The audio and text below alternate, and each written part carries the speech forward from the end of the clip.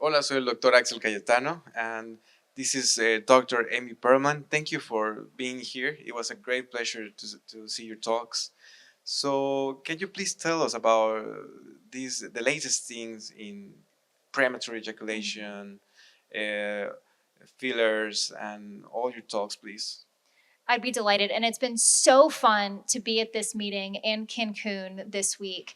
I am so lucky about the topics that I was asked to present on. I mean, today, for example, I was talking about orgasm, sex toys, and penile augmentation, which are some of the most fun topics I get to talk about. So let's really get into it. You know, one of the talks that I spoke about was on the current options for ejaculatory disorders. And I really focused on two main ones, premature ejaculation and delayed ejaculation. And when it comes to premature ejaculation, or PE, we have several options available. And many of those options are medications. But where I have a difficult time prescribing some of those medications, namely SSRIs, is not that they're ineffective, it's that they have potential consequences or side effects for which I have no cure, and that's a condition called post-SSRI sexual dysfunction, or PSSD.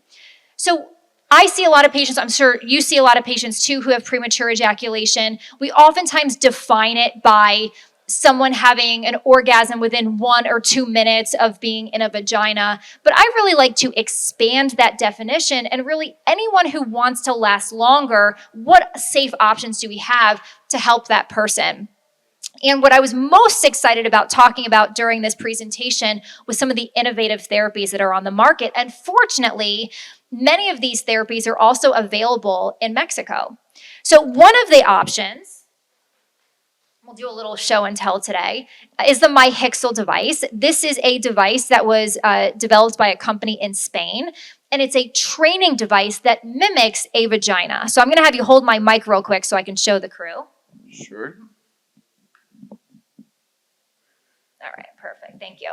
So this part right here is a heating component. This goes in this device, and this is the part that mimics a vagina, and it is reusable. So this simply comes out, and the person would use this to masturbate with, and he can simply wash this out to clean it. And what's fascinating is inside this device, there's actually sensors. So many of the studies that we look at to assess efficacy when it comes to premature ejaculation rely on a watch or a stopwatch. That's really challenging to do. So the cool thing about this technology is it uses sensors to actually track the length that the person is able to last for in real time. But it's not enough to use this device, because so much of the benefit when it comes to lasting longer is using cognitive behavioral therapy to teach the person how to prolong their ejaculatory reflex, and what we call a sphincter control training program. So the novelty of this therapy, myhixel, is it uses a training device in combination with CBT to help men last longer. But what I like about it also is that it can be used in the comfort of one's home.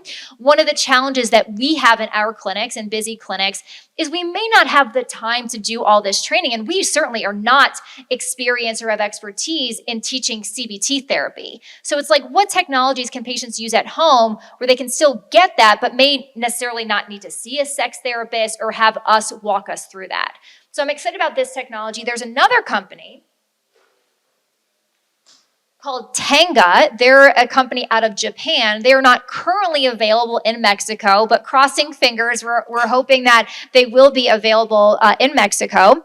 And these are disposable training devices. So when we think about delayed ejaculation, we have way fewer options to help men compared to premature ejaculation. And really with both of those, we have no FDA-approved medications. These are disposables, and depending if someone wants to last longer or orgasm sooner, the inside has different different tightnesses. And I don't know if tightness is a word, but, and so it will either go from smaller to larger or larger to smaller if someone wants to accelerate their climax or last longer. And to date, they have evidence to support the use of these training cups for premature ejaculation. I haven't seen research on delayed ejaculation. They have a whole protocol for it, but I recently reached out to the company to see, hey, have you done any studies on this? So stay tuned for that. One other device. Sorry, I'm going through my goodie bag here. That I want to bring up is this device right here, and it's by a company called FirmTech, and this one in particular in their portfolio is the Max PR device. So this is just a fancy erection band, and we talk about erection bands to prolong erections when it comes to erectile dysfunction. But we recently did a study, we haven't published it yet, looking at detumescence time. And I haven't seen anyone discuss detumescence time, but that time or that term refers to when a man orgasms, the amount of time from orgasm to loss of the erection. And so much of the concern regarding premature ejaculation is once a gentleman orgasms and his penis becomes flaccid, he's out of the game. But we know if we're talking about a heterosexual relationship, it takes longer for a woman to reach climax. So what if we could help that guy last longer even after he orgasms?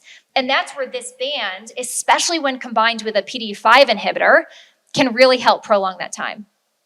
Excellent. It's fascinating. So I'm excited for the innovative technologies. I mean, the sex tech industry, it's a multi-billion-dollar industry. And I think we as urologists and men's health specialists, it's well within our field to be like, how can we incorporate devices and sex tech into our clinics?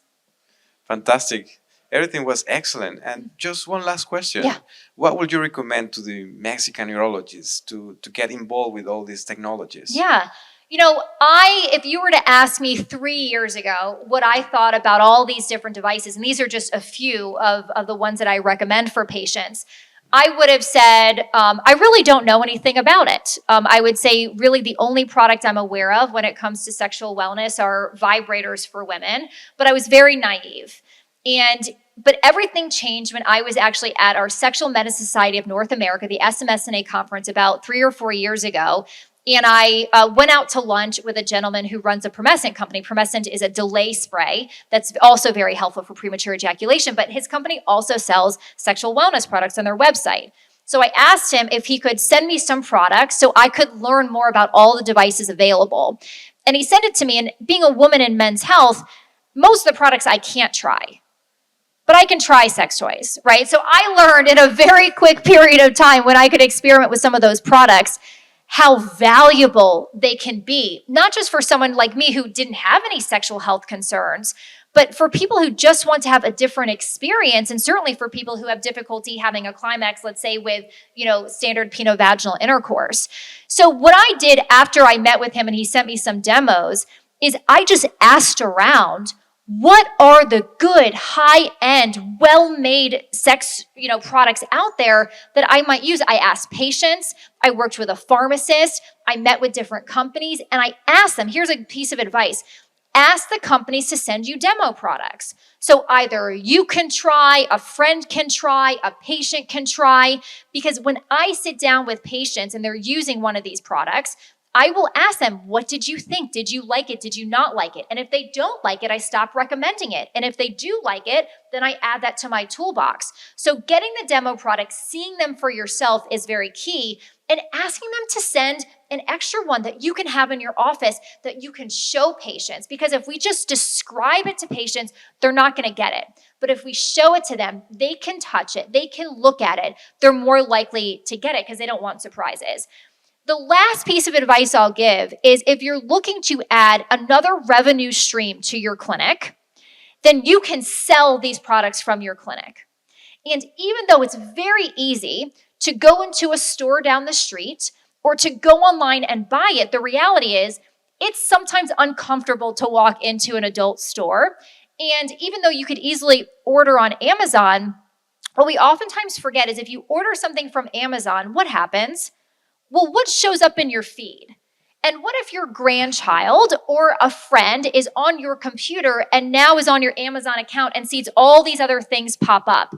That alone could be a barrier to someone getting one of these products. So when I started selling these from my clinic, people love being able to purchase them in clinic, leave home, they can start using it, and they don't have to worry about their feed on Amazon.